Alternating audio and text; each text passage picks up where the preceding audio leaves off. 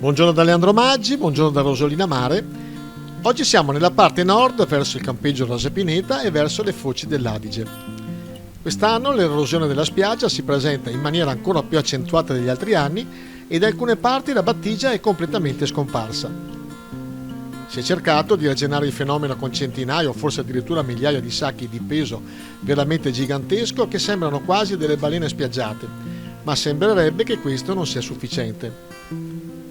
Una riflessione che può venire spontanea, viste tutte le dighe che nell'ultimo decennio sono state fatte, è questa. Non è che queste costruzioni abbiano un peso ed una conseguenza del fenomeno, ricordando che da studi fatti nelle Hawaii il 40% delle spiagge rischia di sparire per colpa sia dell'urbanizzazione, sia per la costruzione di dighe o rivestimenti che interrompe la migrazione naturale della spiaggia verso l'entroterra e quindi causando l'erosione della sabbia da parte delle onde.